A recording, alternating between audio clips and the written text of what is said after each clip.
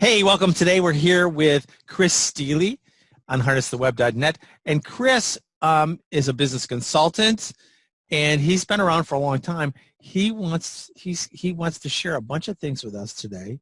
We were chatting just before this about the current situation and some of the challenges that you're faced with. Chris, what else would you like to say about yourself? Steve, it's good to be here. You and I met on my favorite social media platform, which is LinkedIn. And frankly, everybody should be on LinkedIn. If you're in business, you got to be on LinkedIn. So it's nice to meet you there. And for me, my mantra is all about effectiveness, focusing on doing what it takes to be able to get the results you want to get, not talking about it, but actually following through and doing it. My background is, as you say, I've been around a while, got 27 years of business experience internationally. Was a logistics officer in the United States Marine Corps for many years. And I mean, that's the last bastion of pure leadership. So the Marine Corps is all about doing what it takes, right? And yeah, I excelled athletically when I was in college, won a national championship, and went on to coach the sport of rowing for.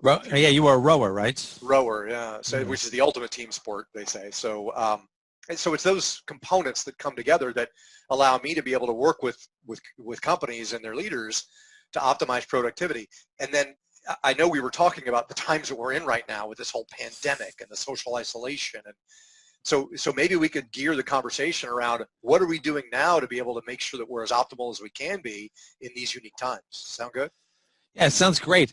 One thing is a lot of people find themselves at home now.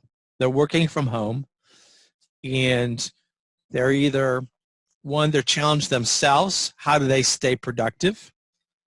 They've been thrown into a team environment, but the team is virtual, and they're struggling with how do I relate to all these other people in this format. And then there's other people who've been stuck with the, hey, now I have to manage or have to lead this group of people I'm used to being able to walk in and manage by walking around. I can't do that now. What do you have to say about that stuff? Well, it's funny because the first thing is you hear it, you're always beating the drum of leadership, right? And that's ultimately the answer is leadership, right? Whether you're a business leader managing a virtual workforce and you're leading them and compelling them and inspiring them to take it on as their own personal responsibility to help you run your business, or if you're an individual working from your home office with all the distractions, it's about self-leadership, And I'm just like everybody else. I'm working here from my home office right now. My wife's on the other side of the house, and we're actually working. We're doing what it takes. And I'll tell you one thing, Steve, is I'm busier than ever over the past couple of weeks because that's what I do is I help people and I engage them. And there's a lot of people that are reaching out curious as to how to make this work. And ultimately, I mean, I'm just like everybody else. As I wake up in the morning, I have a cup of coffee, maybe I'll sleep in a little bit, or whatever. Maybe in the middle of the day, maybe I'll take a nap because the bed's right there. Maybe I'll never change out of my pajamas. But the imperative is to make sure that you're leading yourself with a kind of a deliberate discipline, to condition yourself to be able to do what needs to be done, as opposed to just kind of succumbing to, hey, it's easy not to do anything. And part of that too, in the context of leadership, is to have meetings, have a good regular meeting cadence. And, if you're a leader, coordinate those meetings and conduct them via Zoom. Zoom is the platform these days. Right now, you and I are on Zoom, and it's a great platform. It's easy to use. It's cost effective. But getting people to regularly meet and share their webcams from home. And if you're a worker from home, be enthusiastic about doing that and make it fun, right? So that's what it comes down to, is that business leadership, that effective personal leadership, and having, making sure your values are structured around how you really want to make a difference and you really want to get results. That's how the champions do it, right? So perform like a champion. That's what it comes down to. That's cool. It's really interesting because I noticed today, I guess I noticed this before, but I really noticed it today, that I had gotten out of the routine that I was in. My grandson lives with us. My daughter, who's a single mom, is deployed right now in the Middle East. So her son is living with us. And typically I would get up and take him to school at for 8 o'clock, say, right? So by 8 o'clock, he's at school, I'm done, and I'm now ready for the day. I noticed today that, geez, I'm really out of that routine. I'm sleeping a little later in the morning. I'm not getting up as early. Geez, some days I'm not getting up and taking a shower and all those things right away. So being out of the routine had really gotten me off my game. Do you know what I mean? Just so the flip side of that is just getting up, getting a shower, getting dressed, getting ready really created a much better perspective of me dealing with my day. Well, and we're creatures of habit, right? And we all have habits, and part of the imperative too, back to your question, Steve, is understanding how you think and why you think the way you do. And I'm a big fan of personality assessments, like a DISC profile or whatever. But it's good to be able to kind of get a reflection of who we are and why we are and what habits we might have, because we all have habits, right? Some people have unproductive, unhealthy habits. Smoking is a habit that causes addiction. Then there's drinking, and that's a habit, right? And then there's eating incorrectly and everything. So our responsibility in a remote scenario is to optimize those habits. And one of the first habits is condition yourself to wake up earlier. That's a good habit, a good productive habit. Oh, but it's so easy because I don't have to commute. I don't have to get in the car and drive. I'll just hit the snooze button. But create a habit and condition that habit by setting your alarm and waking up. What I do now, Steve, is I'm so habituated to be on time. I wake up before my alarm. It's weird. I've got a psychological clock. Like a minute before my alarm goes off, I look over. I was like, wow, I'm awake. So if you can habituate yourself to have that level of discipline and just make the habits good, productive, effective habits, whether it be, staying fit, we have to, it's so easy not to stay fit since we can't leave our houses, we're sequestered. Well, go to the internet and download a fitness program and schedule an hour, either at the beginning of the day ideally or sometime during the day to stay fit, get some cardio in, do some resistance, and you can do it from your home in front of a TV or in front of a computer screen. So fitness is a habit. Hydration is a habit. I've always got a bottle of water, So staying hydrated, making sure you're eating right, so many different habits. And then, of course, in the habit of doing business, habituate yourself to do your job, whatever that job is, and condition that habitual optimal performance. Lest, back to what I said before, we're all human beings. We all eventually fall down to the, I want more pleasure and I want less pain. So I'm going to do what physiologically pleases me, which is not going to be fitness, right? It's not going to be dieting, right? And that's the challenge with habituation, but we have to step into that as, again, championship level performers if you so choose to be, some people choose not to, so. Given the environment right now, right, the coronavirus, and in some places it's worse than it is in others, at least at the moment, but pretty much everywhere in the United States, you're at least, they have you're supposed to be staying home, staying out of public, not being in groups, those things. A lot of people are not going to work. They're working, but they're working from home. What is something for those people, a tip for those people? What can they do now to make their life a little bit better today? Something easy for them to do. Wow. Well, honestly, my answer is it really all depends on what their role is. Like for me, my role is, as you say, business consulting. I do all my business remotely. I'm using online technology platforms to optimize my productivity and my productivity of my clients.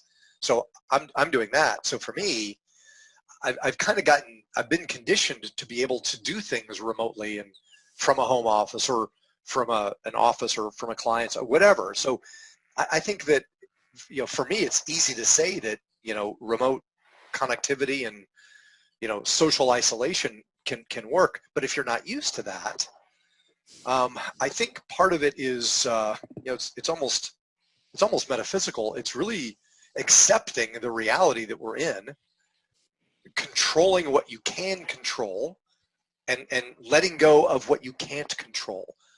There's so much drama right now. If you turn on the TV and the media, it's like drama. and we can get so easily wrapped up into the news. So one thing I'll recommend is stop watching the news, right? I think Turn the TV off. that's awesome.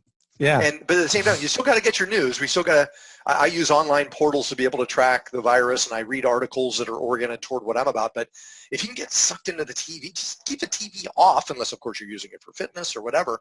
But, condition yourself to kind of stay away from the drama that's being projected at you by the media, right? That's great advice. That's one thing. That's a good one. So so doing that, and then so I had another one too, but just evaded me. But again, it's just about knowing what you're supposed to do and setting yourself up for success. That's what it was control. You can control if the TV's on or not. Yes. You can't control the condition of the economy. You can control if you panic about it or not. You can control, where your investments are going. So again, you can't control the drama, but you can control how you show up to it. So it's about accepting where we are. I'm a big fan, by the way, Steve, of meditation. Kind of calming the pond. And there's really good apps out there. I use an app called Breathe, BREETH, okay. Breathe, and it's an app. You can download it. It's a free app, and then you can upgrade and get a membership and everything. But every day, ritualistically, I wake up and immediately I do 10 minutes of meditation just to calm the pond and orient my psychology toward that condition of discipline. So that's another thing people can do, is just to have I call it a disciplined meditation process. Just 3 times a day for 10 minutes a day. Stop, breathe, clear your mind, slow down. And there's a whole process to it as well, but that'll help foster that mental fitness and that mental discipline as well. But I think these are some of the fundamental things we can do. Again, habits, controlling, discipline, conditioning, and then I think that one of the biggest things is that knowing who you are and why you are, and kind of surrendering to your value. A lot of people want success, right? They're chasing success. It's like, well, I got to chase success. Stop chasing success and just provide value based on the value, the unique value that you were put on this planet to provide, right? And if you can realize what your greatness is, what your strengths are, surrender those strengths, let them flow through you without inhibition, and be that person of value. And success will come to you. You'll attract success if you provide value. So that's really good advice. It would seem like now is even a little bit better time for people to engage in that conversation, the self-conversation of where they do provide value. What's their fundamental worth, independent of their job. Right. Yeah. And that, I'm a big reader. I've read lots of really good books. The first self-development book I ever read was when I was 16 years old. I read The Road Less Traveled by Steve Peck. It's a great book. If you haven't read it, read it. Everybody should read that, or at least listen to that book on Audible, right? But ever since then, I've kind of taken the road less traveled, right? It's made all the difference in my life. It's kind of a metaphor, it's like a cliche that's out there. So read books, and Richard Bowles wrote a series called What Color is Your Parachute? Right? Oh, yeah. That's a great book. Love that stuff. Yeah. So read that book, and that helps you really kind of identify and define your purpose.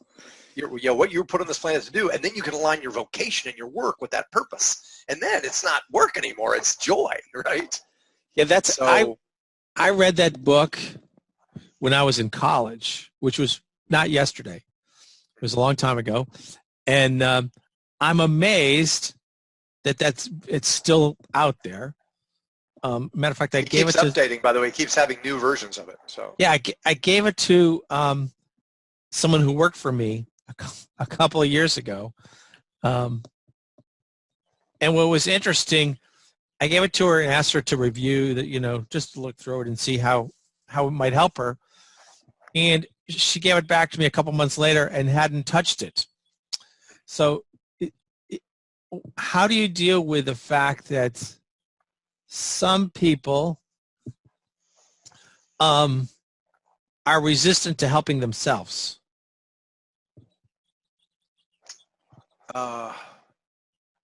So my That's a good question, and I'm reacting to it. My mind is okay. running through. My first thing is I don't understand that. I can't imagine that. But Me then, neither. of course, let me put that aside and realize, okay, if that condition exists, why does it exist? Well, it's back to kind of awareness of why you are who you are. I actually, I was raised as a child. We were all raised as children. During the first 2 years of our lives, we really didn't have any control over anything. We were just sponges, and we took in what our parents taught us, before we could really talk and process, and that became hardwired into our psychology and into our hearts, right? Mm-hmm. So it's really important for us to understand what that hardwiring is about. I'm a big fan of psychotherapy, getting into the condition that your parents were in when they were raising you as a child, and then when you went into school and you started being influenced by your peers, how did those influences condition you to be who you are today? So it's I love the statement, know thyself, right? You have to know yourself, and until you do that, your life can kind of run amok with the habits that have been conditioned into you without you understanding them. So I think the first thing, Steve, is to know yourself, know why you tick the way you do, know why you're doing what you're doing. A lot of people are in a vocation that they're doing because they were told to do it, but it's not what they want to do. A lot of people are working for just to make a buck, and we all have to make money, right? We have to make money. I'm a big fan of profit, but if that's your primary driver and you just want to make money, then you're mitigating, you're diluting your true effectiveness as a human. So know yourself, and then you'll know why maybe you resist reading books, right? But the key is to read books. Or, by the way, a lot of people will tell me, well, Chris, I don't have time to read. Well, I don't have time to read either, right? So schedule the time, and also listen to books. You can use audible.com and download books onto your phone and listen to them while you're working out or driving or walking or whatever, right? So listen to a lot of books. Yeah, and nonfiction books, and there's great titles out there that are inspiring and that are compelling. So I guess part of it too is discover the topics that interest you, because if you're listening to a book or reading a book that doesn't interest you, why the heck would you read it? But there's lots of great books out there that are compelling and inspiring based on topics that you personally might want to take in.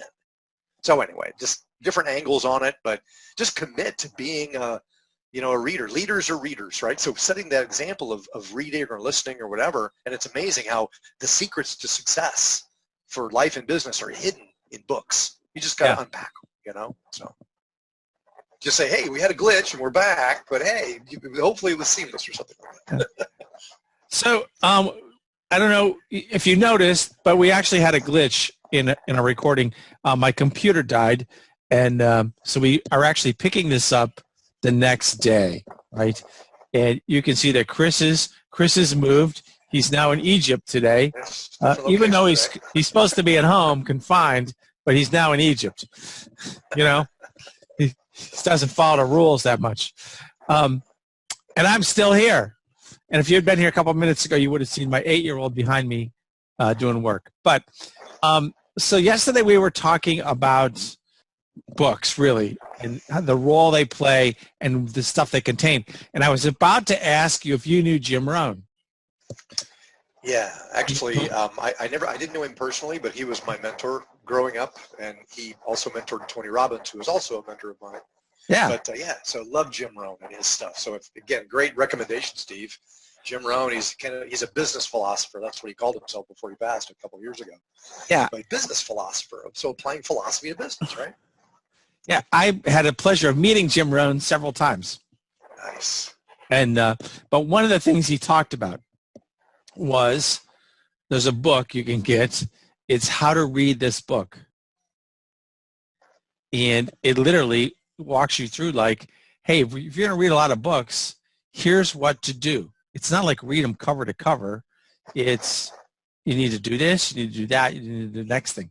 It was really pretty cool way to approach it. And he also talked about books, like where secrets are hidden in the books.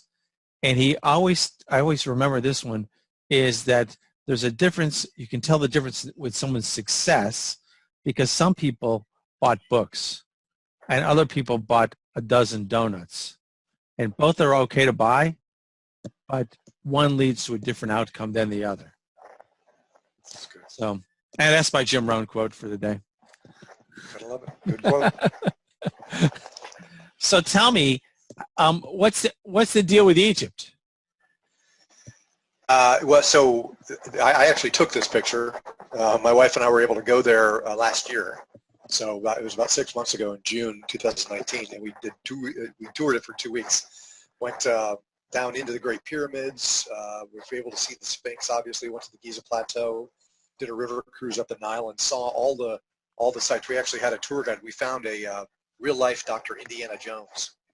His name is Nice. Dr. Robert Schock, and he's written books about Egypt. And we got to tour with him and some local guides, and we went deep into the bottom of the Great Pyramid, and it's amazing the mysteries of life and the human origins, because this is pretty much where things started, right? So when you were there visiting, what were you left with? Like, what struck you the most?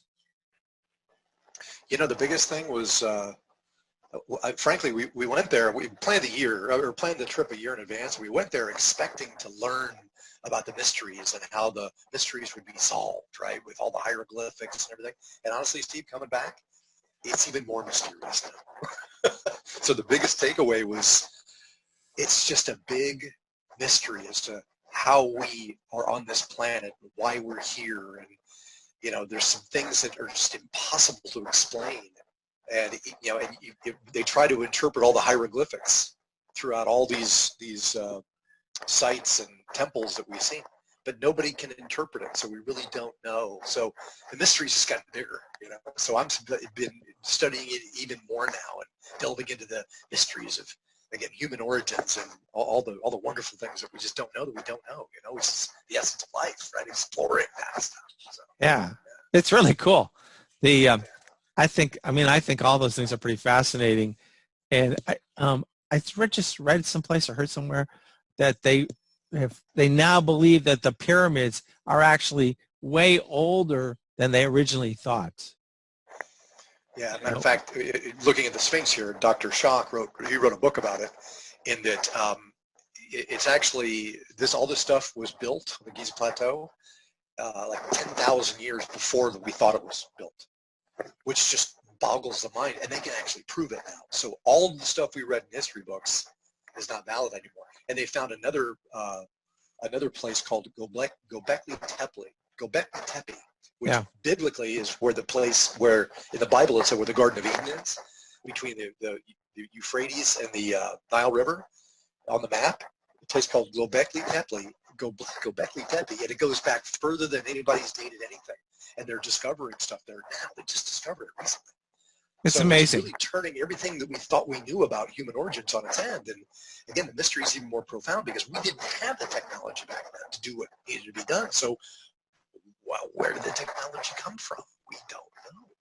Right? Yeah. So then it opens the door for all kinds of possibilities, right?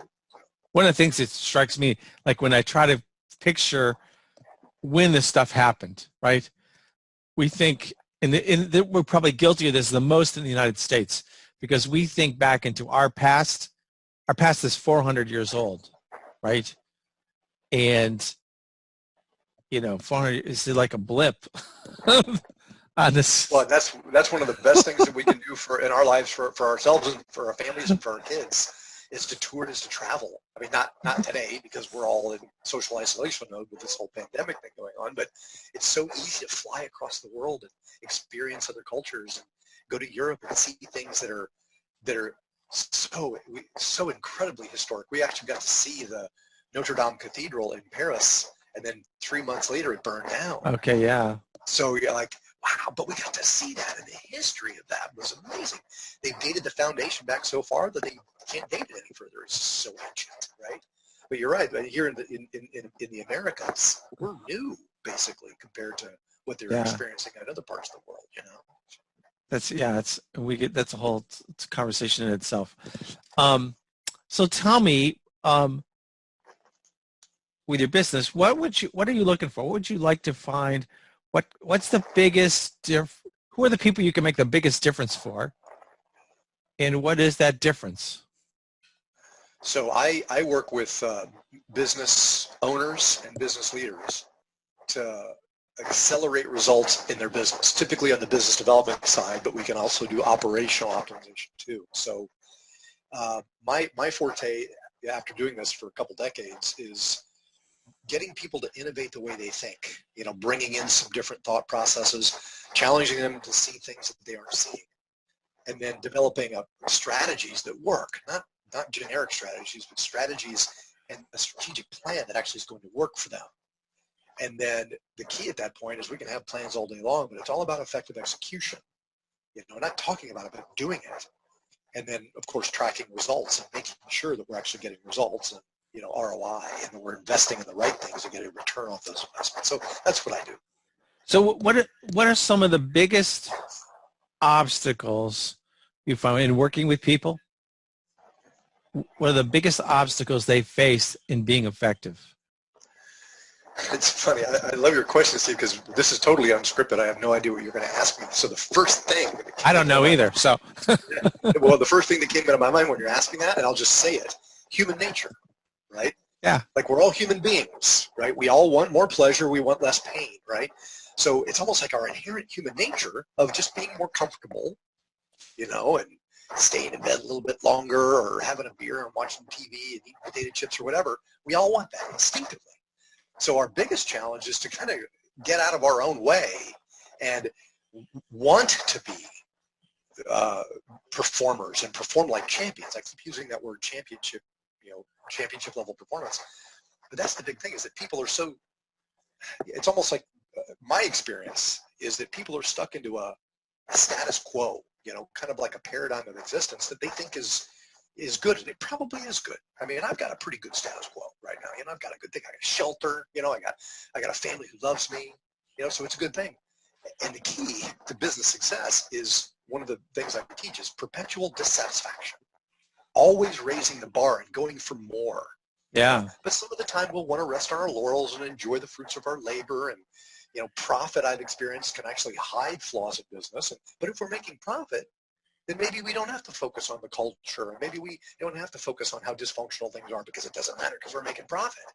And if you're not making profit, then it becomes almost like an exercise in triage, where you have to do something or the body's going to die, the business is going to die, But we have to get out of our own way and really want to learn what we don't know.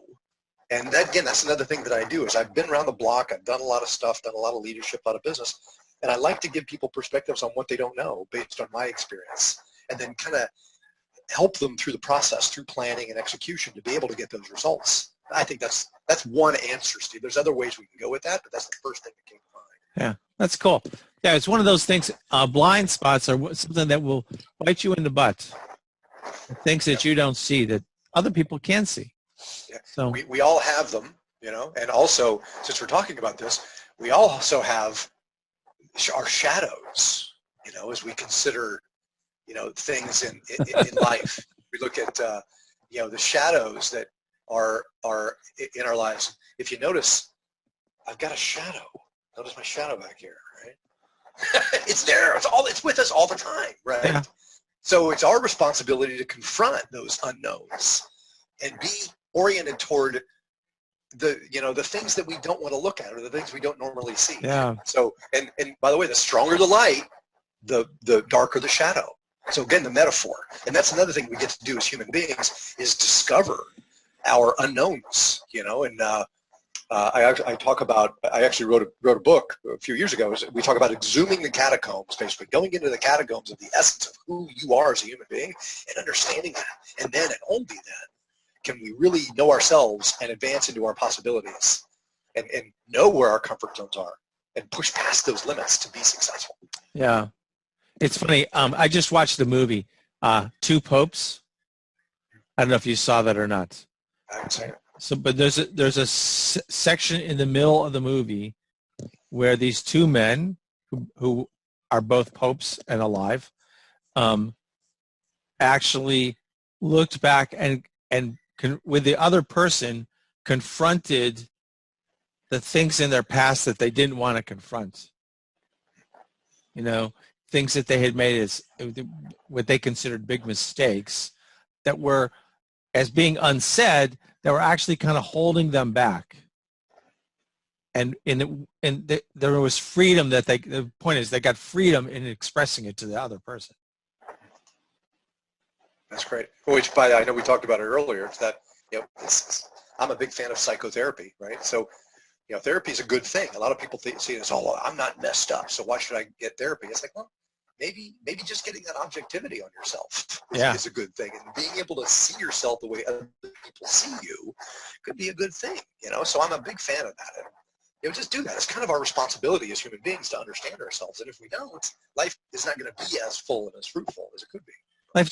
Otherwise, life just happens, right? You're kind of at the effect of life rather than being at the cause of it. So true. So in any case, how do people get a hold of you and like that?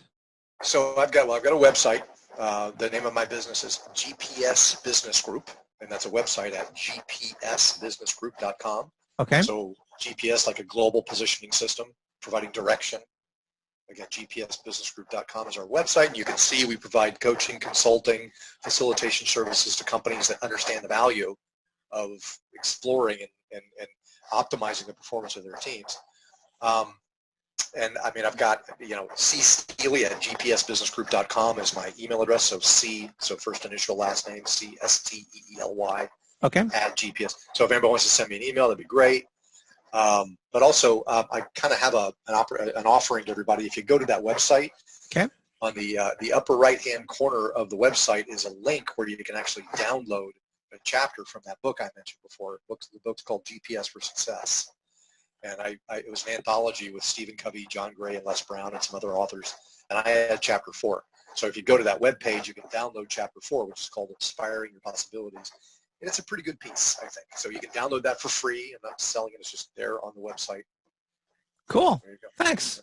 That's a great offer. Thanks so much for that. We appreciate that. Anything else you want to say? Any kind of closing thoughts? So much to say, Steve. I love talking. I love listening to you talk. But that's the thing. I mean, in times as they are now, it's really important for us as human beings to be the best people we can be. For ourselves, for our families, for our communities, and for the world. Taking personal responsibility for our health, for our well-being, for our fitness, basically our physical fitness, our mental fitness, as well as our emotional fitness. And then also taking responsibility for making our business as strong and as effective as it can be, especially in times as they are. So those are about the best parting words I can cobble together in the moment. So. Awesome. Thanks so much for that. Hey, thanks for spending the time with us. We appreciate it, and we'll be talking to you again soon. Thanks, Steve. Take care.